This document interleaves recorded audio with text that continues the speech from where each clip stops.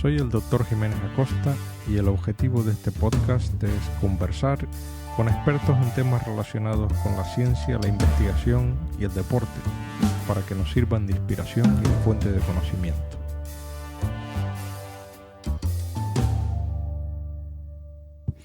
José Ramón Alonso es catedrático de biología del Departamento de Biología Celular y Patología de la Universidad de Salamanca, neurocientífico, y también es investigador del Instituto de Neurociencias de Castilla y León.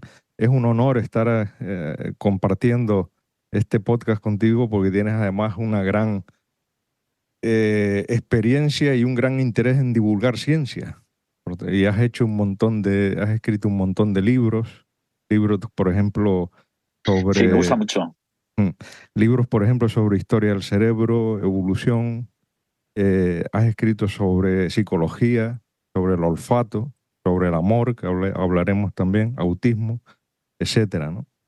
Entonces, lo primero, José Ramón, como a todos los invitados, es un poco preguntarte por los inicios tuyos, qué fue lo que te inspiró, si hubo algo en tu familia o en tu entorno que te inspiró a dedicarte a la ciencia, ¿no? O algún profesor, que muchos... Sí, sí, yo creo que es una mezcla de cosas. Mi familia paterna eran ferroviarios y Ajá. yo amo los trenes, ¿no?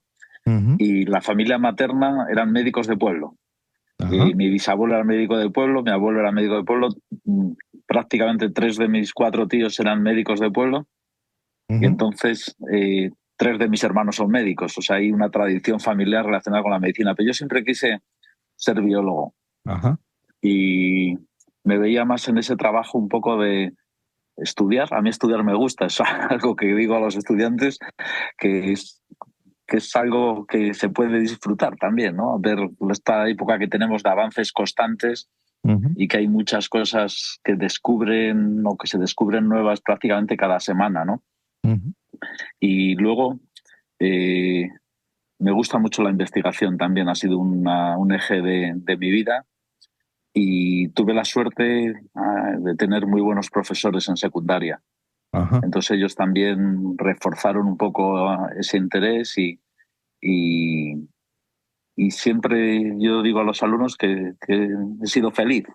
O sea, Ujú. me gusta mucho Ujú. mi trabajo, lo disfruto cada día. Evidentemente hay épocas mejores y épocas peores Ujú. y la investigación es una carrera de fondo, pero Ujú. tiene muchas cosas buenas y yo creo que vivimos en una época maravillosa del mundo. Para O sea dedicarte a que esto, sí, desde luego. Ujú. eso es, por primera vez tenemos, yo digo, las herramientas que antes soñábamos, ¿no? Ujú.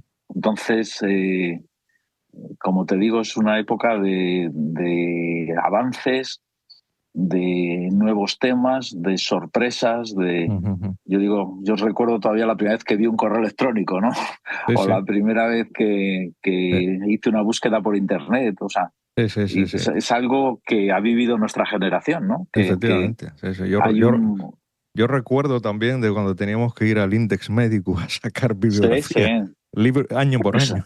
Eso exacto, no, no, la nosotros... gente, la gente nueva no lo ha vivido, ¿no? La gente No, joven, no, no, pero... no, yo digo eso, nosotros cada semana uno del grupo iba a Madrid a hacer fotocopias, porque Correcto, había revistas que no había aquí en Salamanca, entonces claro. ibas a por las tuyas y las de tus compañeros, ¿no? Y Mm. ahora, digo, tienes una cantidad de información al alcance de tu teclado espectacular, ¿no? O sea que Casi demasiada. José Ramón, tú hiciste biología en la Universidad de Salamanca, creo, ¿no? sí, Y luego, ¿por qué escogiste la rama de neurociencia? ¿Fue algo que algún profesor sí. te indujo a...? ¿Mm? Bueno, yo digo que soy cajaliano, siempre me ha gustado mucho Santiago Ramón y Cajal, me parece un referente. Ujú. Luego, si quieres, podemos hablar un poco Sí, más sobre ello, sí, pero es uno de los grandes científicos de la historia mundial. sí, Hace toda su obra en España. sí. Eh, Ujú. Él se propone cosas, como dice, que no somos con ese lenguaje de su época, ¿no? De finales del XIX, comienzos del siglo XX. Es decir, no somos una raza negada para la ciencia. Como decir, este es un país, él creo que hablaba a veces de santos y soldados, ¿no?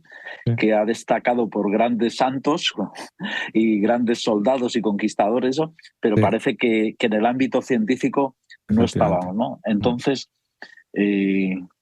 pues es una mezcla de cosas. Ya te digo, ese primer interés por la obra de Cajal, el sistema nervioso es apasionante. Yo creo que Ujú. seguro que estudiar el hígado o el páncreas como a muy buenos amigos míos es también muy interesante, Mm, pero yo, perdóname que diga, sí, el cerebro sí, es lo que más nos importa, yo creo, ¿no? Que ahí reside pues nuestro pasado, nuestro presente y nuestro futuro, ¿no? sí, sí, Y, y lo mismo que hablábamos antes, que es una época que en las neurociencias está teniendo un desarrollo espectacular sí. y es algo que nos beneficiamos. Al mismo tiempo, seguimos teniendo problemas muy fuertes, ¿no? O sea, es decir, las herramientas que tenemos contra la depresión o la enfermedad de Alzheimer son muy limitadas, por Muy decirlo limitado. de una manera suave.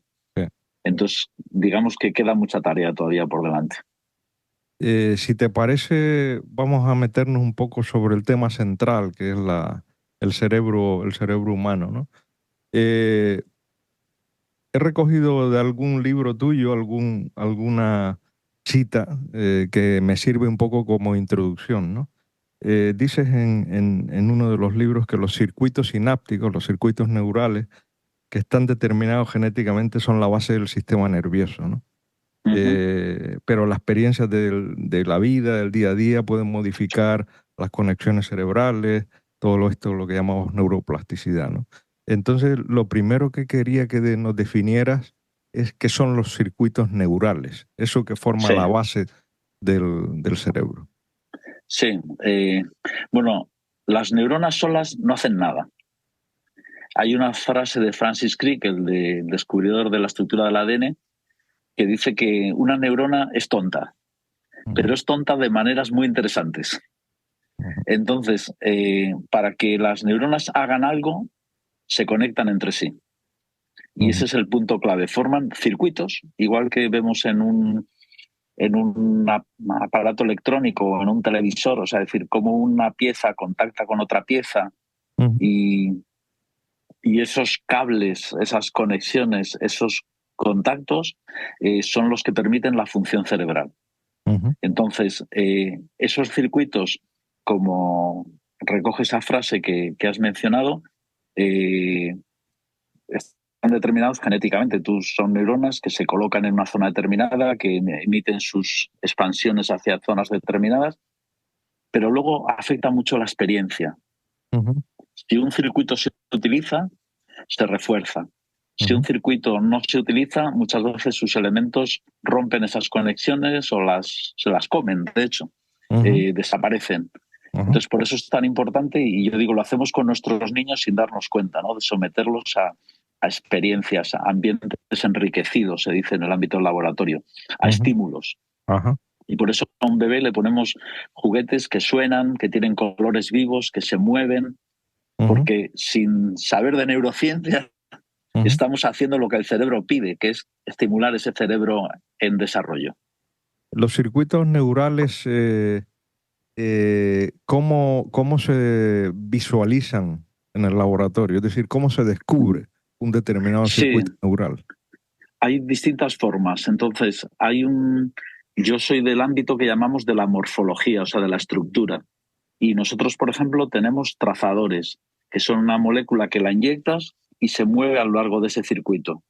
Entonces Ujú, vas viendo cuáles son los eslabones de esa cadena, quién contacta con quién, o qué zona con qué zona, qué capa con qué capa.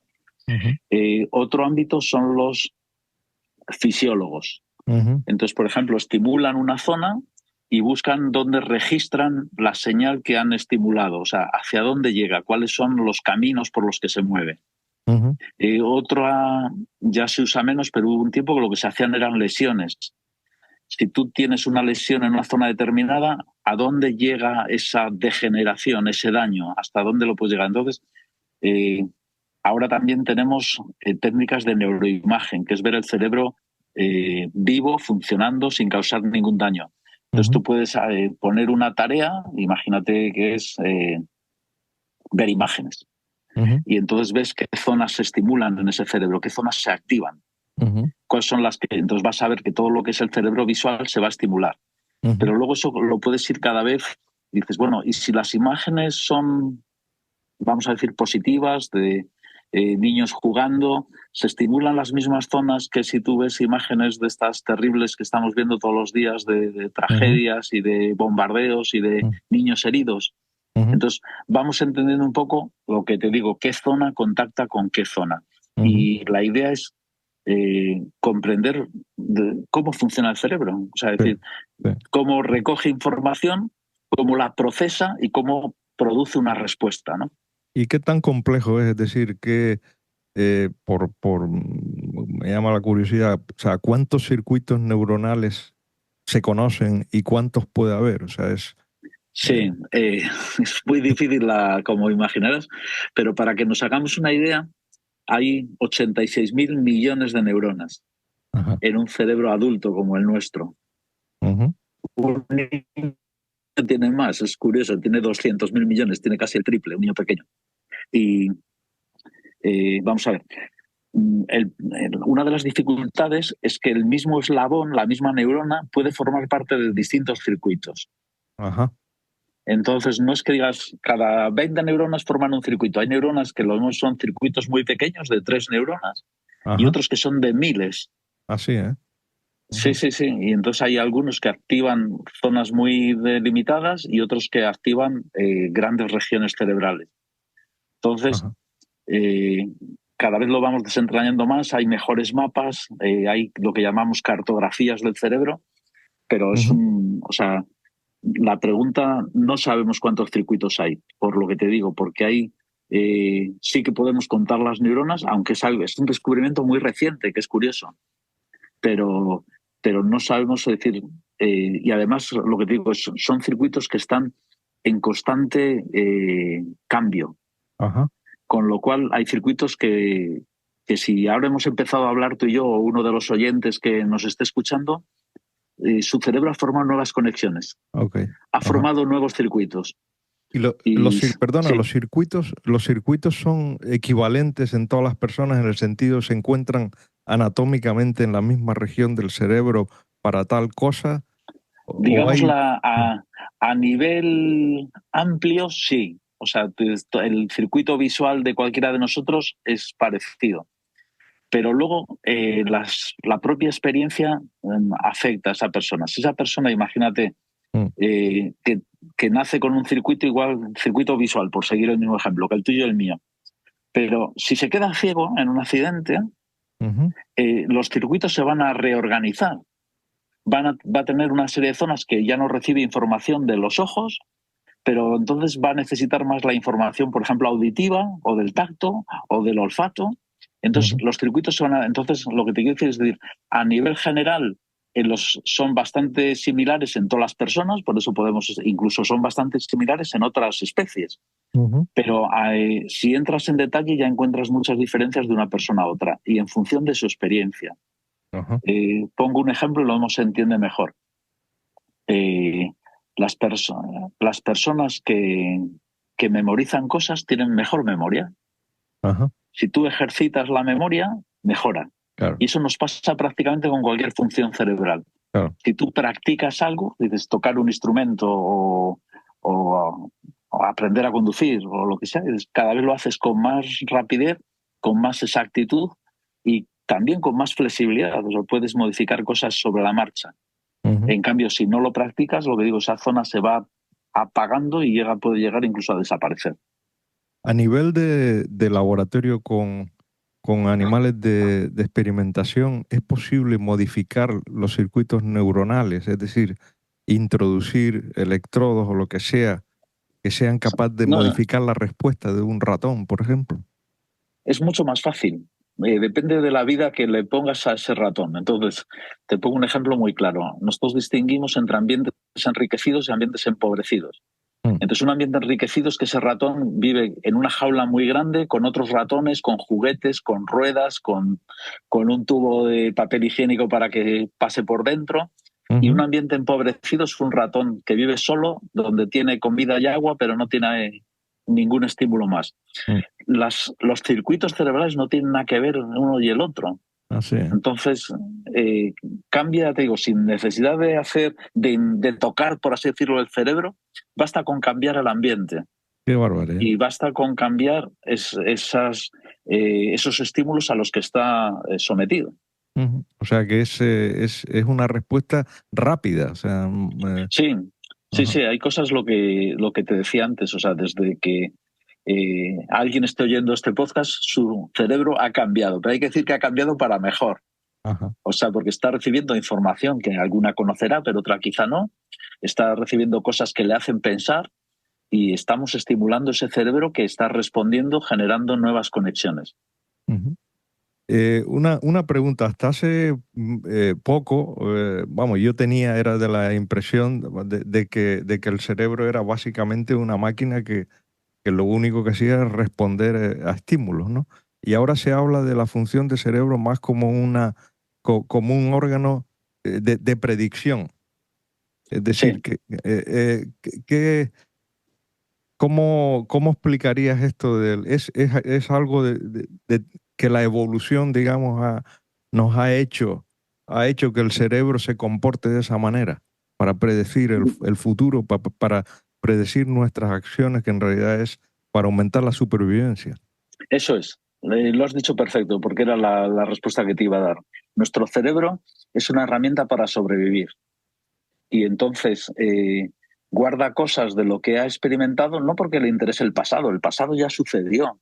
Le interesa porque si vuelve a encontrarse con una situación parecida, quiere saber cuál es el mejor camino. Entonces, por eso, si algo nos ha afectado mucho, imagínate que te han atracado un día en una ciudad.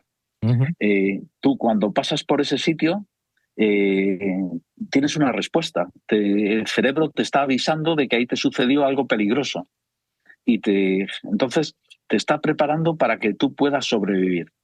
Y lo hace constantemente. Entonces, una de las herramientas básicas de esa supervivencia es predecir el futuro, Ujú. que con la información que tiene, y para eso puede hacer cosas como puede planificar, puede tomar decisiones, puede buscar aliados, puede aprender formas imagínate, de pelear. O sea, al final lo que quiere ese cerebro es que tú sigas adelante, sigas vivo. Ujú.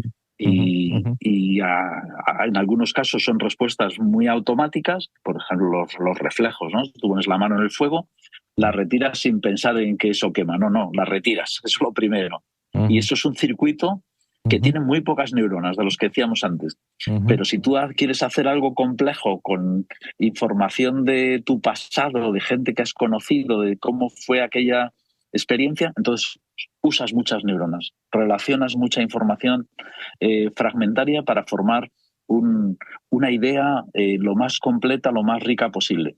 Y luego, un último detalle, depende del tiempo que tengas.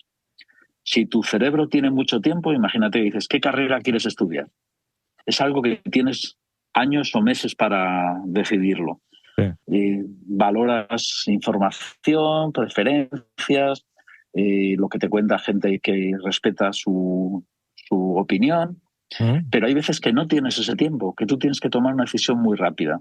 Sí. Entonces, a veces las llamamos decisiones instintivas, pero es también nuestro cerebro, solamente que lo tiene que hacer en una respuesta muy rápida y con una información fragmentaria, con pocos datos, pero también lo hace muy bien. Ujú. Se ha visto que son distintos mecanismos, pero que unos y otros funcionan también. Ajá. Te quería hacer una pregunta que seguramente te la habrán hecho muchas veces, ¿no? Y es, ¿qué diferencia, o sea, qué es lo que ha hecho que el cerebro humano haya evolucionado de esta manera y, bueno, de nuestra especie, Homo sapiens, ¿no?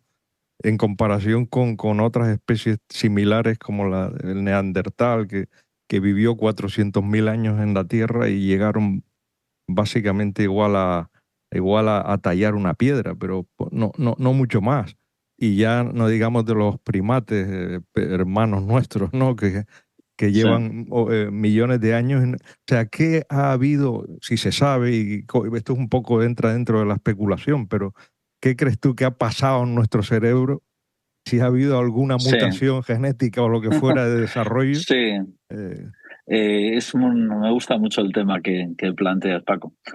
Vamos a ver. Primero, yo creo que, por ejemplo, me interesa mucho el tema de la evolución humana, ¿no? Y hay cosas, durante mucho tiempo, durante décadas, hemos tenido una imagen, por ejemplo, de los neandertales como unos brutos y la representación de ellos eran como una especie de gorila que andaba a dos patas, ¿no? Pero resulta que hay cosas como el arte, los enterramientos rituales, que ahora se están asociando más a neandertales que a nosotros mismos, la música. Entonces, es posible que algunas cosas que siempre hemos creído que eran nuestras, de los sapiens, realmente las aprendimos de los neandertales. Pero bueno, el Homo sapiens sí que ha hecho una apuesta que es por cerebro. Es decir, otras especies son más rápidas que nosotros, son más fuertes que nosotros, pero ninguna especie es tan inteligente como nosotros. Y a eso nos permite cosas muy sofisticadas, por ejemplo, el lenguaje humano. Está claro que un delfín se puede comunicar con otro delfín, pero no llega ni de lejos a los matices, la riqueza del lenguaje humano. El tener un lenguaje así nos permite vivir en sociedad, nos permite cazar en grupo, nos permite repartir tareas, nos permite organizarnos, nos permite sobrevivir, que volvemos un poco a lo de antes. Y con respecto a mutaciones, sí que ha habido varias que parece que han sido claves en esa evolución. Si te fijas en el cráneo de un gorila, tiene en la parte superior como una cresta ósea. Tiene en la parte central del cráneo como si fuese, iba a decir, de un mohicano, pero hecho de hueso, ¿no? ¿Qué es eso? Es la implantación de unos músculos enormemente potentes con los que mueve las mandíbulas. Entonces, un gorila es vegetariano. Con esos músculos formidables puede romper nueces o almendras y comer esa sustancia, esas semillas nutritivas, ¿no? Una primera mutación parece que elimina esos músculos tan grandes, lo que permite una cosa que es muy importante, que es que el cerebro pueda crecer. Porque antes estaba, por así decirlo, impedido por esos músculos enormes que iban desde la parte superior de la cabeza hasta las mandíbulas. Entonces, ya tenemos una posibilidad de que el cerebro se vaya haciendo progresivamente más grande. Una segunda mutación, tenemos un problema, y es que el cerebro, al hacerse más grande, el problema es el parto. Porque si nuestros niños tuviesen la cabeza más grande, ya estamos casi al límite, ¿no? Y de hecho, gracias a que hemos inventado las cesáreas y la tecnología moderna, pero si no, perdíamos muchas madres y muchos niños. Entonces, ahí hay otras dos trucos. Uno es plegar la superficie del cerebro. Entonces, hay otras especies que no es así, que el cerebro es liso. Entonces, al plegarla, tenemos más superficie para colocar cosas en la corteza cerebral. Más funciones, tenemos más espacio con el mismo volumen. Y el segundo truco es hacer que el cerebro izquierdo y el cerebro derecho no tengan las mismas cosas, no sean simétricos funcionalmente. Entonces el área del lenguaje solo está en un lado. Entonces tiene un problema, que es que perdemos la copia de seguridad. Antes teníamos, o las zonas primitivas, pues el control de la respiración, tenemos dos. Pero el control del lenguaje solo tenemos uno. Porque es una zona más evolucionada, superior. Entonces, como te digo, el inconveniente es perder la copia de seguridad, la ventaja es tener el doble de capacidad, duplicamos. Vale, entonces, y el último punto que dices, ¿qué es de especial? Yo creo que lo que es muy especial en los seres humanos es que a esa evolución biológica hemos sumado una evolución cultural. Enseñamos a nuestros hijos cosas y entonces no tienen que empezar de cero cada generación. Les enseñamos muchas cosas. Les enseñamos a leer, a escribir, nuestros mitos, nuestras costumbres, nuestras leyes. Eso lo hacemos yo digo que el mejor invento de la humanidad es la educación. Entonces, esa evolución cultural es rapidísima, es lo que decimos. Hemos pasado en pocos años de hacer hachas de piedra a Mm, mandar naves espaciales fuera del sistema solar. correcto. Y es algo, o sea, es decir, alucinante. Mm, Lo debemos decir, ¿cuál es la evolución de los últimos 20 años? Y es brutal. sí, sí, sí. Y es que todos parece indicar que en los próximos 20 años habrá descubrimientos igual de impresionantes. Claro, claro, efectivamente. Entonces, eso es lo que yo creo que es especial de los seres humanos. O sea, esos cambios, hay muchos otros factores, ¿eh? Por ejemplo, el dominio del fuego. Ajá. El dominio del fuego hace que la comida sea más digerible y, y puedes comer carne, Sí, eliminas los parásitos sí. y consigues mucha energía en poco tiempo. Ujú, Un gorila que es vegetariano ujú, tiene que estar 15 horas comiendo claro, claro. para conseguir las calorías que necesita. Ujú, No, nosotros probablemente con una hora y si tenemos suerte y hemos cazado una gacela, ujú, tenemos comida de sobra. ujú, Entonces podemos dedicar todas las demás horas a hacer arte, a contar cuentos, a educar a nuestros hijos, a esas cosas que son ujú. tan únicas de los seres humanos. Y con la progresión que ha habido en estos últimos años en ciencia, en desarrollo, claro, vamos, aquí entramos en el terreno de la especulación, ¿no? Pero ¿hasta dónde puedes tú pensar que se puede llegar? Quiero decir, y esto me gustaría que hablaras, por ejemplo, también sobre estas nuevas tecnologías, por ejemplo, Neuralink, que Sí, intenta hacer una interfaz cerebro-computadora que igual ahora nos parece ciencia ficción, pero en 40, 50, 100 años no lo es en absoluto. Es sí, decir, sí. volcar nuestros recuerdos, volcar nuestras emociones, volcar nuestro disco duro cerebral en una computadora. Y si el cerebro somos nosotros, nosotros somos nuestro cerebro, puede ser que no muramos nunca, sino que siempre estemos permanentemente, eh, Ujú. quiero decir, Sí, sí. qué especulación hace sobre ello? Es que Eh, dicen que es muy difícil predecir, y especialmente el futuro, ¿no? claro, claro. Eh, hay algún tema, por ejemplo, hay un gran problema en neurociencia, que es que sabemos mucho de neuronas, de circuitos, de transmisores, pero no sabemos eso cómo se convierte en recuerdos, en sentimientos, en ideas, en pensamientos. O Ujú, sea, no tenemos esa traslación. O sea, ujú, yo puedo ver actividad en tus neuronas, pero no puedo saber eh, qué qué están haciendo realmente esas neuronas.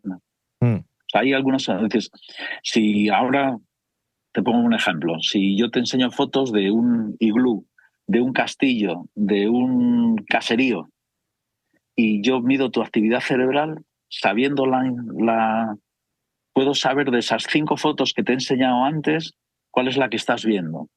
Puedo ujú, leer tu mente hasta ese punto, pero eh, que no consigo recuperar tus recuerdos si tú no me los cuentas, ajá, ¿sabes? sí, Entonces, sí, yo creo que vamos a avanzar mucho en lo de conexión entre neuronas y sistemas digitales, sí, pero no sé si podremos descargar eso que antes llamábamos mente, ¿no? O sea, sí, el contenido de esas regiones cerebrales, ¿no? De esos circuitos.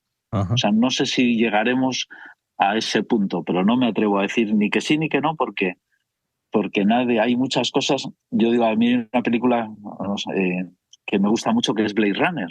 sí, ujú. No sé si la has visto. La he Entonces, visto, pero ya ni no te hace acuerdas. tantos años, Bueno, no. habla del futuro, ¿no? Entonces Sí, hay coches voladores, tenemos una especie de androides que utilizamos para hacer minería en otros planetas. sí. Eh, ya te digo, los coches vuelan y eso, pero el protagonista cuando tiene que llamar por teléfono se mete en una cabina, porque nadie había podido prever que Ya, todos llevaríamos un teléfono en el bolsillo. ya, ya, ya. Curioso. Sí, sí, sí. Entonces, eso es lo de, ¿sabes? O sea, decir, eh, ¿qué podremos hacer? Tú decías 40, 50, 100 años. ¿No? ¿Qué podremos hacer dentro de 10 años? O sea, de Así, las cosas que vamos a ver. sí, No lo sabemos. sí, sí, No lo sí, sabemos. Y sí. entonces decir, ahora nos parece, yo digo, en todos los departamentos de la universidad tenemos un fax encima de un armario, porque nadie se atreve a tirarlo y porque A está tirarlo. nuevo. Claro. Mm, mm. Pero ya nadie usa el fax, Sí, no sí, tiene sí. sentido. Sí, sí, sí. Y entonces nos pasan, pues, aparecerán cosas, pues a inteligencia artificial. O sea, Sí, sí, sí, yo sí. creo que es una cosa pues, de muy reciente y cuando la pruebas por primera vez no te lo puedes creer. Sí, sí, sí, sí. Porque yo me acuerdo la primera vez que vi un traductor de estos automáticos, Sí, probé y era muy malo. sí, sí. Pero al cabo de 2, 3 años ya era espectacularmente bueno. Sí, sí. Entonces digo, cuando he visto cosas hechas con inteligencia artificial, cuando le dices, me llamo José Ramón Alonso, tengo un libro de neurociencia, hazme como un resumen para hacer la contraportada. Hice Mm, esa prueba sí, con sí, uno de mis editores. sí. No me lo podía creer Es increíble, que, sí. ese, que pudiese redactar eso, no necesito 150 palabras. Sí, eh, y sí, era, o sea, siempre tienes que revisar y puede haber errores, sí, o sea, sí, no es perfecto, ¿no? Pero aún sí. así es espectacular. Es espectacular, sí, sí. Es que la verdad es que da un poco de vértigo pensar en lo que puede ocurrir Sí, en los años pero venideros, la bueno, verdad. Mm, también, o sea, muchos de estos avances han sido buenos mm, y tenemos que pensar en eso, ¿no? Eh, yo digo, mira, Paco, el primer día de clase, yo hay una pregunta que digo a los alumnos, ¿cuál es la esperanza de vida en España en estos momentos? mm. Y eso más o menos lo aciertan todos, ¿no? Dice, pues 84, 85, 83, bueno. Mm. Matizamos luego que no es lo mismo hombres y mujeres, tal, pero bueno. Y entonces ahora les digo, bueno, todos conocéis a Santiago Ramón y Cajal, al menos os suena. Mm. ¿Cuál creéis que era la esperanza de vida en España cuando le dieron el premio Nobel a Santiago Ramón y Cajal, 1906? Mm. Y la gente normalmente me dice 70, 60, digo, no, no, eran 34,7. Qué barbaridad. Yo hubiera dicho 40 y pico, joder, menos Eso, todavía. 34,7, Qué ¿sabes? Entonces barbaridad. dices, en 100 años, poco más de 100 años, Ah, hemos más que duplicado la esperanza de vida. Y yo cuando alguien te habla de, no, es que antes las manzanas había una manzana y no sé qué, digo, sí es verdad, pero los niños se morían. sí, sí, sí, sí. Digo, entonces entre elegir tomates que no saben a nada y que no se mueran mis hijos, me quedo con el mundo actual. Sí, sí, sí. Me quedo con Hombre, un sin donde los duda, países desarrollados hemos conseguido, sin pues duda. eso, dejar atrás la viruela, Sí. enfermedades terribles, ¿no? Claro, mortalidad infantil en nacimiento, Eso o sea es, que sí, eso sí, sí, es. brutal, brutal. O sea, Mm, dicen que en Madrid en esa época, en las inclusas, que eran donde llevaban a los bebés, así, morían antes de cumplir un año 4 de cada 5. qué barbaridad. Mm, Y yo digo, eso en Madrid, digo, ¿qué sería en Salamanca o qué en otra? O sea, sí, pues igual, probablemente peor, ¿no? sí, Y mm, entonces, eso, que se nos olvidan estas cosas y hay que pensar que ese futuro, mm, pues tendrá sus riesgos y tendremos que tener controles y prudencia y leyes bien pensadas, mm. pero yo quiero pensar que lo que tendremos será sobre todo buenas noticias. Me gustaría, José Ramón, hablar algo de Cajal, ¿no? Tú has Sí, escrito sobre él y yo también soy un admirador de su obra. Y me he leído varios libros de él. Siempre recomiendo como un libro fundamental para cualquiera que quiera dedicarse a la ciencia, la de Tónicos de la Voluntad, ¿no? Las reglas y ujú, consejos al joven investigador. sí, Me parece fantástico. Y cuando yo estoy en mis épocas más que necesito, digamos, un impulso para seguir estudiando y seguir leyendo y seguir investigando, de vez en cuando le echo un repaso al libro ese, me parece fantástico, ¿no? ujú, Bueno, el caso es ese, Ramón y Cajal, ¿no? O sea, una persona que un poco en la cocina de su casa ahí con un microscopio no sé si era binocular o solo tenía una óptica, es capaz de hacer descubrimientos de tal relevancia, ¿no? O sea, ¿qué ujú, fue, qué destacarías tú, o sea, de este hombre y cómo pudo pasar eso? Es decir, que surgiera en una España en aquella época atrasada científicamente, un personaje de ese ujú. calibre, o sea. Sí, eh, sí, la verdad que es una personalidad de primerísimo nivel. Eh, a ver, algún detalle. Él no tiene ninguna tradición previa. Su familia es muy humilde. El padre es un tipo brutal, que es de entrada es analfabeto, pero primero aprende, se hace mancebo en una farmacia, si el farmacéutico le deja coger sus libros para aprender a leer y a escribir. Entonces él aprende a leer y a escribir por su cuenta, el padre. Y luego se pone de aprendiz de barbero. Y entonces decide hacer el bachillerato, se va andando y luego decide hacerse practicante y se va andando a Barcelona y se pone en el puerto a cortar el pelo porque es lo que él sabe hacer y va estudiando y hace tal. Termina siendo médico, profesor de la Facultad de Medicina y él con sus hijos es brutal. O sea, primero les pega con la mano, luego les pega con el cinturón, luego les pega con una estaca y finalmente les pega con unas tenazas de hierro.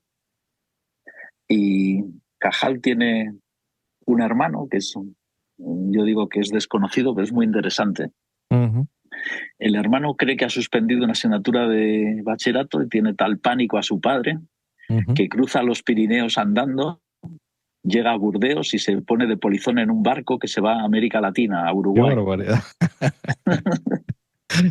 Entonces ya digo, para entender a Cajal hay que entender a su padre. O sea, era Y, muy rígido. eso no sabe. Y luego una ambición de hierro, ¿no? O sea, es decir, eso. Y luego, Cajal, yo creo que es un hombre muy práctico también. Él primero piensa en dedicarse a la microbiología, que está muy de moda, es la época de los grandes descubrimientos de Virchow y están identificándose enfermedades. Pero él dice que esa microbiología, la bacteriología que se llama entonces, que es muy cara, que necesitas unos medios que él no tiene. Entonces decide que el estudio del sistema nervioso es mucho más barato y que lo puede afrontar. Y entonces es muy honesto. O sea, él yo creo que no le... es muy, yo digo, las carreras es muy honesto, o sea, no se inventa ningún resultado, solo cuenta lo que ve por el microscopio. Segundo, es muy trabajador, o sea, hace horas y horas de trabajo, es muy constante. Él lo dice, ¿no? Me voy a dedicar a esto con toda la paciencia de la que un aragonés es capaz, ¿no? O sea, diciendo esto. Sí. Y luego hay otro componente que yo digo, parece que es una palabra que nos da vergüenza ahora usar, pero es muy patriota. Cajal tiene una pasión por España y mucha de su obra va destinada a subir el nivel científico de España, que él piensa que es clave para nuestro futuro. Quizás porque sirvió en el ejército en Cuba, ese patriotismo, Eso quizás. es. Sí, sí, o sea, él ha vivido un poco algunos de los desastres del siglo XIX, o sea, las guerras carlistas, participa, y luego sobre todo, como muy bien dices, la guerra de Cuba, donde está a punto de morir, él se encuentra corrupción, se encuentra el abandono, se encuentra una catástrofe sanitaria. Yo siempre digo que la idea de Cuba que tenemos de batallas, eso no es verdad. En un año podían morir por heridas de bala 200, 300 soldados y miles por malaria. Claro. Entonces él se da cuenta de que, y luego al final con la pérdida de las últimas posesiones de ultramar, él dice o escribe en sus memorias que hemos perdido por nuestra ignorancia, porque no tenemos somos muy buenos teóricos, pero no afrontamos las cosas prácticas, ¿no? Y entonces él, yo creo que es un regeneracionista también. Él quiere levantar este país, ¿no? Y él asume que en lo que él puede ayudar o en lo que él puede trabajar es en el ámbito científico. Entonces, toda su obra va un poco en ese sentido, en elevar el nivel científico de España, hacer que esté un poco a la altura de otros países. Y hay una obra, y perdona, ya me callo, que es muy poco conocida, pero que es fundamental, porque muchas veces de Cajal pensamos en su obra científica, la que él hace en su laboratorio y, como tú dices, en su domicilio, en su cocina. Luego también hablamos también últimamente más de sus discípulos, porque él forma una escuela que es también muy interesante, que tenemos esa tragedia que fue la guerra civil, que hace que muchos tengan que partir al exilio, o bueno, pues el desastre que fue la guerra civil, ¿no? Pero hay una tercera parte que es menos conocida. Él rechaza 2 veces ser ministro. Ujú, pero acepta la presidencia de la Junta de Ampliación de Estudios. Y la Junta de Ampliación de Estudios es un sistema único en el mundo en esos momentos, ujú, que lo que hace es formar a jóvenes brillantes para que sean los futuros profesores. ujú, O sea, él lo que quiere es elevar la ciencia en todas partes y en todas las disciplinas. ujú, Entonces, ujú. tienen los famosos pensionados, que es que tienen una pensión, pero lo que son becarios, Ajá. que manda a los mejores laboratorios sobre todo de Europa, que es donde está la mejor ciencia en esos momentos, de Inglaterra, de Alemania, de Francia, para Ujú. que se formen y luego vuelvan a España. Sí, sí, Entonces esa es una labor fundamental de Cajal, sí. que es, ya te digo, muy Valorada. poco conocida Sí, sí, a nivel de sí, la sí, calle, por así decirlo, ¿no? sí, sí. Yo creo que sí, que además la escuela de neurociencia en España es muy potente y yo creo que todavía Mm, se nutre de toda esa gente, ¿no? Que formó Cajal, de Pío del Río Ortega, de Lorente de No, del otro, de La Fora, sí, toda esta gente, ¿no? Que eso es, son gente, o sea, que a nivel internacional fueron muy conocidos. Lo que pasa es que se sí, tuvieron que marchar pero fueron gente, investigadores de mucha talla internacional, ¿no? eso es, exacto. O sea, es gente muy bien formada, que se inician primero con Cajal, pero él también tiene esa generosidad de dejarles, digamos, que desarrollen su carrera propia, incluso con Pío del Río Ortega, que tiene un enfrentamiento, él se preocupa de que consiga un buen laboratorio. Ujú, Entonces, y lo que tú dices, o sea, luego algunos de ellos siguieron su carrera en el extranjero, pero siempre con el exilio pasa eso, ¿no? O sea, sí, no alcanzan lo que se podría esperar. Incluso Einstein, sí, él hace su trabajo más importante en Alemania. sí, Y cuando se exilia a Estados Unidos está en sí, Princeton, en un centro sí, casi hecho a su medida para tal, pero no hace unas contribuciones de esa misma calidad. Y muchas veces la sí, gente dice, ¿qué es eso? ¿No? Que el exilio de alguna manera sí, te separa de tus raíces y hace que pierdas parte de lo que probablemente podrías haber conseguido, ¿no? sí. Y después también una enseñanza que yo pienso que es muy poco valorada y de Cajal es que es la posibilidad del investigador de hacer grandes cosas con pocos medios. Cierto. Porque muchas veces nosotros le echamos la culpa siempre a la financiación y al no sé qué y Sí, tal y cual, pero fíjate este hombre que con pocas cosas se pueden hacer mucho. sí, Eh, sí, sí, yo coincido totalmente contigo y lo he hablado en dos. O sea, yo por un lado decía, digo, si Cajal utiliza, como sabes, la técnica de Golgi, que es una técnica muy barata y que proporciona mucha información. Entonces yo decía a veces, digo, mira, eh, si el país se hundiera, que creo que no va a pasar nunca, afortunadamente, pero dices, digo, yo seguiría haciendo investigación con el método de Golgi, porque podrías sacar cosas que no se conocen y lo correcto. puedes hacer en tu casa. Sí, O sea, no sí, necesitas grandes equipos, ¿no? O sí, sea, sí, con unos mínimos funciona. Y luego hay otro tema que a mí me parece también importante, que lo hablo en el mundo de la educación, que digo, en el ámbito de la medicina hemos tenido ese magnífico éxito que hablábamos antes de ampliar tanto la esperanza de vida, la calidad de vida, pero en el ámbito de la educación yo creo que tenemos un camino por recorrer todavía. Entonces digo, hay que hacer mucha más investigación en los centros educativos. O sea, no solo en las universidades, sino también en las escuelas. Es decir, eh, porque digo, por poner un ejemplo, que a veces quedan más claras las cosas, digo, cada cierto tiempo tenemos un debate sobre los deberes. Si los deberes son buenos, si hacen una cultura de esfuerzo o tal, o si no, lo que el niño tiene que hacer es jugar y tener sí, tiempo libre y no estar agobiado con tantos deberes. Bueno, vamos a hacer una investigación, vamos a coger que el grupo A haga todos los días 15 minutos de deberes y el grupo B haga 2 horas de deberes.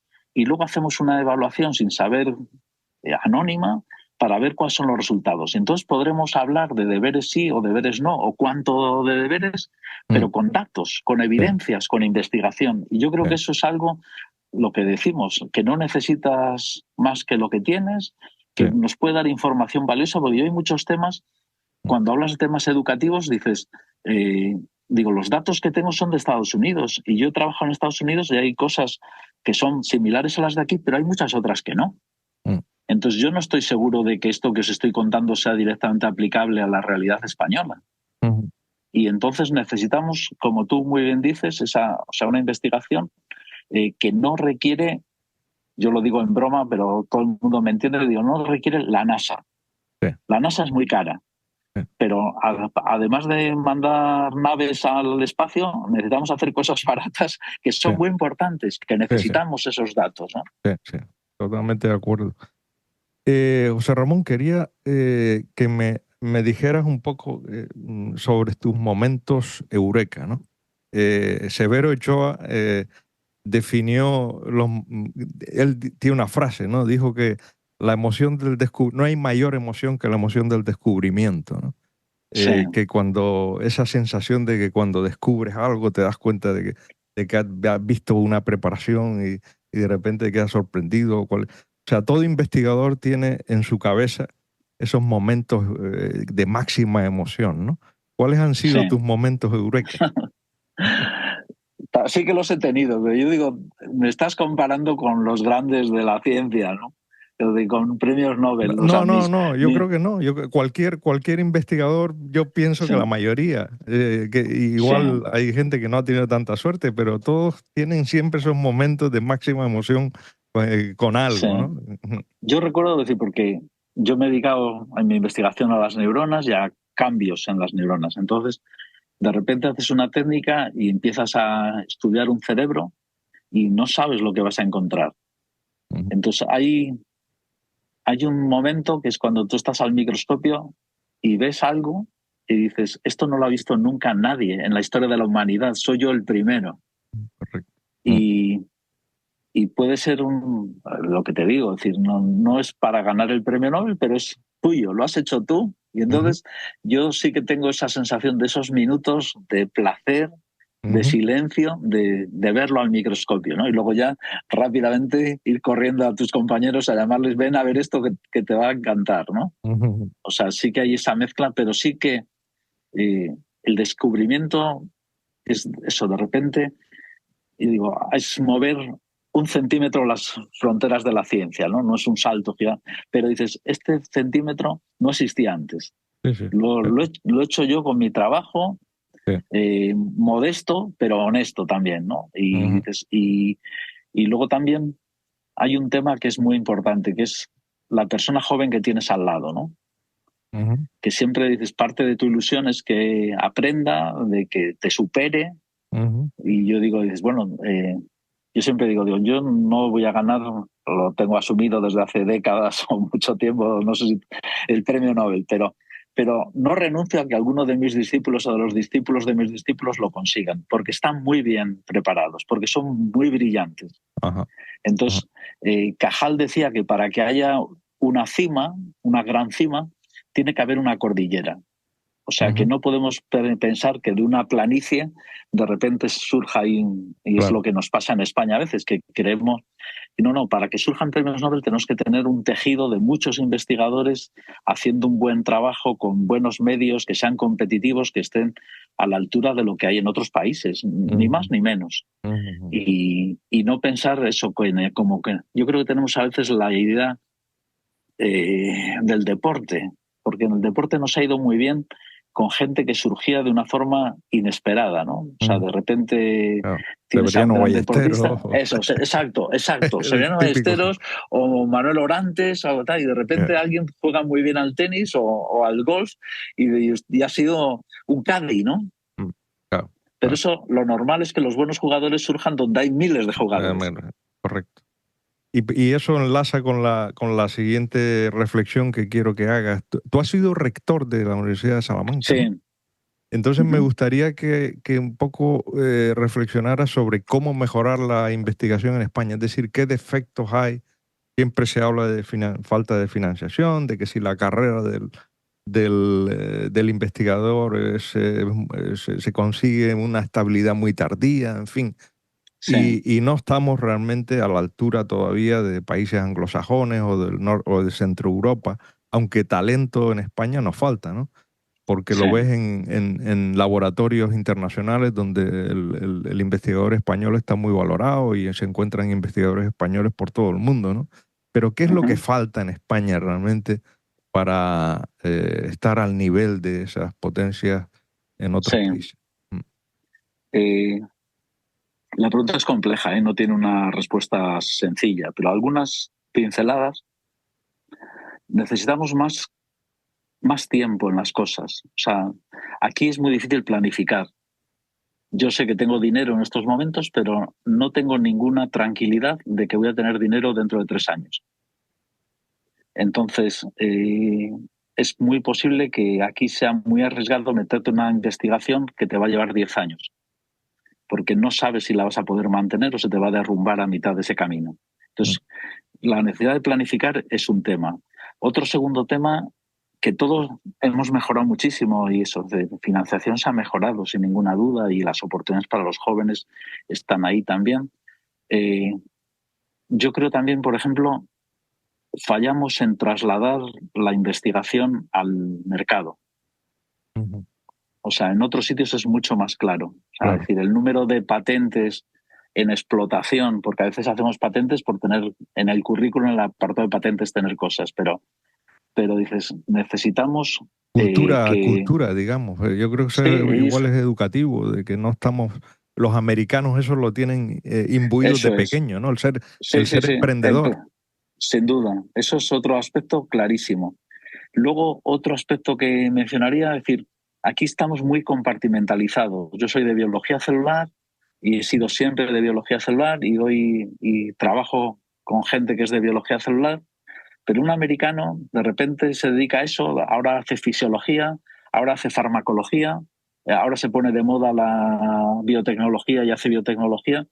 Aquí es un salto de esos, probablemente arriesgas tu carrera, Ya, mientras que allí está bien visto, ¿no? ya. Entonces, y luego yo creo que hay cosas que sí que se están haciendo, o sea, es decir, políticas de calidad, ¿no? Políticas de evaluación. O sea, decir, no, usted, aunque sea catedrático, tiene que rendir cuentas de qué es lo que está haciendo, ¿no? Ujú. Eh, generar institutos interdisciplinares. O sea, y por ejemplo, antes si hablábamos de esa colaboración de llevar las cosas de la investigación yo he dicho al mercado, pero un ejemplo que me parece de éxito son los hospitales de Cataluña. O sea, yo creo que el mejor nivel científico en biomedicina está en los hospitales de Barcelona. Y entonces, ¿qué han hecho? Pues programas como ICREA, eh, a dejar que la gente lo mismo tenga menos carga asistencial si a cambio puedes también investigar, valorar los doctorados a la hora de fichar gente. O sea, Sí. yo te digo decir Traer que no hace falta talento, traer traer talento de fuera. talento, sí, sí, consolidarlo. Entonces dices, no necesitas inventar la rueda, que tenemos ejemplos de cosas que funcionan muy bien. El Sí, Ikerbasque que hay en el País Vasco también también. funciona Sí. muy bien. Mm. Y entonces, pero claro, dices, yo soy de una comunidad que tenemos que asumir que es una comunidad pobre. Entonces se hace un esfuerzo y yo creo que hay cosas que... Y un amigo del País Vasco me decía, pero ¿cómo conseguís esos resultados en estas evaluaciones PISA? Y digo, porque en Castilla y León seguimos pensando muchos que la mejor herencia que le puedes dejar a un hijo es una buena educación. Entonces es algo como muy imbuido. Ujú. Entonces, aunque económicamente estamos lejos de las comunidades punteras, pero sí que somos los que mejores resultados tenemos en ese Sí, ámbito, sí, sí, por esa valoración un poco de las familias, ¿no? sí, sí, sí, sí, Y sí. entonces, eso, o sea, decir, pero, pero insisto en eso, es decir, no podemos, sí que necesitaríamos eso, tener un tiempo largo. O sea, aquí de repente llega una crisis económica y la investigación se apaga. Claro, Y la gente claro, piensa que es como el interruptor de la luz, claro. que cuando vuelva a dar el interruptor va a volver a estar ahí todo el mundo trabajando. No es No, así. no, sí, claro. La gente se busca Y por la otro gente se lado. va, se Claro, va. lógico, O sí. sea, la Sí, gente joven o potente o lo que sea, claro. dices, te vas a un sitio donde puedas seguir haciendo tu labor, ¿no? Y Perdona, qué nada, consejos le darías a un joven investigador que empieza y cuáles crees tú que son las aptitudes? Son dos preguntas, pero las puedes contestar en una. Las aptitudes de un buen investigador. Quiero decir, sí, siempre se habla de que se necesita sobre todo pasión y resiliencia, ¿no? Como las sí, típicas virtudes que tiene que tener, que, vamos, que no hace falta ser el mejor de la clase, pero sí que hay una serie de virtudes que debe de tener un buen investigador, ¿no? sí. Aptitudes, ¿no? Sí, yo creo que es. eh, probablemente el libro que el de los tónicos de la bondad no seguiría valiendo igual, ¿no? Sí, Pero dices, hay cosas que decir, una es la honestidad. Yo creo que tenemos que honestidad. insistir en ello. Ajá, O sea, decir lo que te digo, decir, no, tú los datos no puedes retocarlos, son los que son. eso es. Luego tienes que disfrutar con tu trabajo. O sea, es un ámbito de satisfacción, o sea, decir, no puedes ir amargado al laboratorio. Mm, También constancia, lo que hicimos, o sea, es una carrera de fondo, de fondo, sí. con momentos buenos y momentos menos buenos, ¿no? Ujú. Otro tema yo creo que es mantener la curiosidad. Sí, ser curioso, sí. Yo Mm, lo veo también con los estudiantes ahora que leen muy poco. sí, Y yo digo, para mí la lectura ha sido una puerta al mundo en sí, sí. todos los ámbitos, ¿no? Además, lecturas diversas, no hace falta porque Sí, sí, sí, centrarse eso, solo no, en no, ciencia. no. Yo estaba pensando ahora cuando me estaba, o sea, el último que he estado leyendo ha sido sobre Egipto, ¿no? Efectivamente, sí. ¿Sabes? Entonces, a decir, y yo creo que eso te amuebla muy bien. Y luego, eh, la movilidad es importante también, la capacidad de colaboración con otros, el inglés es clave, o sea, hay muchas cosas, ¿no? Mm, Eh, y luego hay cosas que sigue siendo más difícil para una mujer que para un hombre, ujú, ujú, porque cuando hay niños o cuando hay abuelos, pues parece que ellas tienen más responsabilidad que las hijas que los hijos, y no ujú, debería ser así. ujú, ujú. Y, pero yo creo que se están haciendo las cosas bien. O sea, nunca Ujú, hemos tenido un nivel científico tan bueno como el que tenemos ahora. Otra cosa es ujú. que pretendemos un atraso de siglos compensarlo en Ya, pocos años, y no es efectivamente. así, ¿no? Ya. Mm, Pero mm. bueno, ya digo que España es un país y aunque parece que nos repetimos, tal, los chinos han demostrado que si tú financias Uf, mejor, sube el nivel científico. sí, correcto. Igual que Corea del Sur, por ejemplo, un país Eso es, exacto. Sí, que sí, sí. hasta hace 50 años después de la guerra de Corea era de los países más pobres del mundo y míralos ahora, Sí, ¿no? O sí. sea, No, eso es. se puede hacer, o sea, Corea es muy buen ejemplo, ¿eh? sí, Pero claro, hay cosas de las que estamos hablando, ¿no? O sea, es mm, decir, dices, yo creo que en Corea pocos niños no irán a clases particulares porque los padres valoran sobremanera la educación. y la exigencia en la Eh, educación, sí. Eso es. Y luego Sí, luego la traslación, lo que decíamos, desde el mundo de la investigación a las bueno, empresas, ¿no? O son sea, empresas, sí, saben que es parte de su futuro como país. sí, Y yo creo que hay cosas que las podemos hacer y que se hacen bien, ¿eh? Yo siempre defiendo lo que mm, tenemos, que a veces somos hipercríticos con nosotros mismos y no, sí. hay muchas cosas que se hacen muy bien aquí. José Ramón, una pregunta para mucha gente que nos está escuchando y hablando del cerebro y de cómo mejorar esa plasticidad. Consejos prácticos y de cómo ejercitar el cerebro. Es decir, Sí, por ejemplo, yo que sé, ya una persona de nuestra edad, ya no pues no sé, aprende un idioma, ponte a sí, aprender un instrumento, lee, en fin. sí, sí. Eh, ¿Cuáles son los consejos que tú recomendarías a la gente para sí, ejercitar el músculo este que tenemos el cerebro, ¿no? perfectamente. Pero además es una charla que he dado alguna vez, o sea que lo tengo estudiado. Mira, yo digo, a veces eh, te venden como cosas complejas o métodos o algo que necesitas para eso, para una buena vejez. Y yo digo que no, que está a nuestro alcance. Entonces, ¿qué cosas se han comprobado? Primero, dormir. Dicen que, que la cosa que más cambiaría nuestro estado de bienestar en estos momentos sería si durmiésemos más horas. Ujú, Pero estamos durmiendo menos horas. Dormimos una hora menos que hace 30 o 40 años. Eso ujú, son millones de horas, ¿no?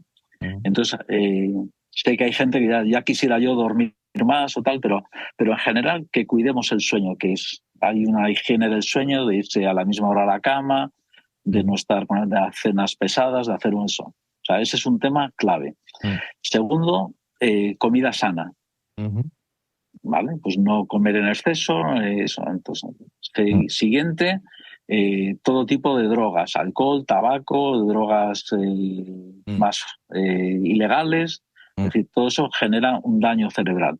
ujú. Siguiente, leer.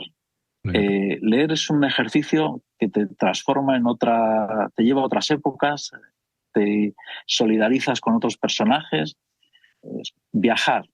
Ujú. Pero yo digo, a veces pensamos en viajar como que tienes que ir a Tailandia, ¿no? Tú puedes viajar a una zona de tu ciudad que hace años que no vas. Entonces estás estimulando el cerebro. Ujú. Cualquier tipo de actividad artística, dibujar, componer, hacer música, Ujú. hacer lo que te dé la gana, pero Ujú. esa parte. Ujú. Más cosas. Todo el aspecto social, Ujú. estar con Ujú. otras personas, Ah, querer a otras personas, ah. perdonar a los que nos han hecho daño. Y, eh, y yo creo que esta sería una receta casi Sí, sí, perfecta, ¿eh? O sea, decir, casi, y si te casi das cuenta, te falta, perdón, por apuntalar algo del deporte, hacer algo de sí, ejercicio físico. sí, hacer ejercicio. Pero eso, es decir, Eh, llevar una vida sana, sí, lo que has dicho antes también, decir, un instrumento musical, aprender un nuevo idioma, todo eso se ha visto que refuerza, genera nuevas conexiones cerebrales, lo que yo te decía antes, ¿no? Todo eso genera un claro. efecto positivo, comprobado, demostrado. Ujú. Entonces dices, hay eso, pero hacer Ah, las cosas que te gusten, es decir, sí, y sí, sí, deporte, sí, yo digo, no hace falta ir a correr una maratón, puede ser sí, salir a sí, pasear, sí, el que le guste nadar, nadar, el que le sí, sí, guste ir a pescar, pescar. sí, Pues el contacto con la naturaleza también se ha visto que es muy positivo, sí, sí, sí. lo que sea. Es decir, Sí, sí, y luego es toda esa parte de lo que digo, es decir, sentirte parte de pues, tus amigos, cuidar a los amigos. Yo creo que es uno de sí, los tesoros de la vida, ¿no? Dicen que sí, es la sí, familia que uno elige. sí, sí. Y yo creo que esa es la receta perfecta. ¿Cuáles son tus aficiones? Es decir, ¿a qué dedicas tu tiempo libre, Sí, además de escribir libros? ¿A qué dedicas tu tiempo libre escribir es cuando...? una afición, o sea, Sí, lo tomo como un placer, ¿eh? sí, sí. Y me gusta mucho escribir, escribo de cosas diversas, pero aparte de escribir, ¿qué más? El jardín me da mucha paz, me gusta Ajá, mucho, le dedico también tiempo ajá. y luego colecciono juguetes del espacio, Ah, sí. que yo sí, tengo unas naves de Cohetes y estas, tal, y sí. cohetes y platillos volantes. Ajá. Es una época, sobre todo los años 50, 60, hechos de hojalata, muchos de ellos en Japón para venderlos en Estados Unidos Ah, mira, y me fascinan, ¿eh? qué Lo bueno. único, el problema es que, como dice uno de mis hermanos, dice, no vendas la moto por lo que te dije que me costó, ¿no? Porque son unos juguetes que han subido mucho de precio, ¿no? Claro, claro. Entonces, pero sí. Por último, recomiéndanos, ya que eres un gran lector y has leído de todo, recomiéndanos algún libro o los que quieras que no sé, que creas tú que deba de leer la gente, tus estudiantes o amigos tuyos, libros que Sí, suelas regalar o qué libros sí. te han impactado, te han marcado y que quieres que la gente, le gustaría que la gente leyera. Mira, a mí hay un autor que me encanta, que me gusta mucho, que se llama Lewis Thomas. Eh, entonces es muy poco conocido y hay ¿Mm? alguna cosa que es quizá un poco anticuada, ya falleció, pero es maravilloso. O ¿De sea, qué género escribe, de novela? es, no, no, él es un médico, Es médico. Ajá. es médico y entonces escribe sobre temas pues, de guerra nuclear, de las maravillas del mundo, de la música. Ujú. Entonces es fascinante, ¿eh? Ah, Digo, pues hay sí. que tener un poco cuidado, alguna cosa que lo que comento puede haber quedado un poco desfasada con el tiempo, pero me da igual. Ajá. Eh, Tiene una Vale. visión también de la medicina, tiene un grupo de libros, hay algunos que están traducidos al español, Ajá. y es una gozada. Ajá. Entonces, yo además no es muy conocido, o sea que casi Sí, sí. apetece Claro, recomendar a apetece alguien investigar que sobre no, eso es, Lewis sí, Thomas. le gustó más, Ajá, perfecto. sí, sí. Pues nada, José Ramón, te agradezco muchísimo la hora de que has compartido conmigo. Sé lo ocupado que estás y que Nada, hay, pillarte una hora es súper difícil. Así que te lo agradezco mucho y te felicito por tu labor divulgadora que hace falta, ¿no? Porque lo que no se divulga es como si no existiera, ¿no? es cierto, no, no, yo te lo agradezco mucho a ti, Paco, y también eso, que a todos los que oigan el podcast, pues que muchas gracias y yo creo que entre todos, yo digo, construimos el futuro en el que queremos vivir, ¿no? Y yo creo que lo hacemos de distintas maneras. Tú con el podcast, yo tengo un blog que también escribo ahí porque hay quien dice que está ya anticuado, que los blogs han muerto, pero yo creo que Sí. nada muere de lo que tiene sentido, ¿no? Es Sí es como bueno, los libros. sí es bueno, yo lo he visto, vamos, y Sí, me parece que escribes artículos súper interesantes, ¿no? Porque a mí me interesa bueno, además la neurociencia, pero no, efectivamente, no es que muera, o sea, es que todo lo que tiene calidad la gente lo sigue, o sea. eso. Este blog del que habla José Ramón lo pueden ver en internet en su página web jralonso.es. Entre las conclusiones del podcast yo destacaría lo siguiente. Hay nada más y nada menos que 86.000 millones de neuronas. Pero realmente lo importante no son las neuronas de forma individual, sino las conexiones entre las neuronas entre sí, lo que se llaman los circuitos neuronales o circuitos cerebrales. Estos circuitos están determinados genéticamente, pero las experiencias de la vida van continuamente modificando estas conexiones y los circuitos. Hay circuitos que están formados por unas pocas neuronas y otros formados por miles de neuronas. Cada neurona, a su vez, puede formar parte de varios circuitos neuronales. Por otro lado, la función del cerebro en el Homo sapiens es fundamentalmente un instrumento, una herramienta para predecir el futuro, lo cual es muy importante desde el punto de vista evolutivo para la supervivencia de la especie, ¿no? Otro punto que destacaría es que en el Homo sapiens hay una serie de factores que influyen en que nuestro cerebro sea más potente, tenga más capacidad que el de otros animales. Por ejemplo, el plegamiento de los surcos cerebrales, que ha hecho que la superficie del cerebro, de la corteza cerebral, aumente muchísimo. Por otro lado, también el disponer de dos mitades y que una mitad realice un tipo de función y la otra mitad otro tipo de función. Esto hace que la capacidad de almacenaje de información también haya aumentado. Y por otro lado, el desarrollo del lenguaje, algo único en nuestra especie y que ha permitido pues la transmisión del conocimiento, la educación. Y por último, consejos para ejercitar el cerebro, hacer hincapié de nuevo en la importancia de una vida sana, comida sana, ejercicio, dormir bien, pero también ejercitar la mente intelectualmente. Hay que leer mucho, cuanto más mejor. Hay que viajar, hay que socializarse y cuidar la parte social. Y también realizar actividades artísticas, cualquiera, aprender un instrumento, por ejemplo. Y termino con una reflexión que hizo José Ramón Alonso y que me afirman la importancia que tiene el aprendizaje y la continua formación.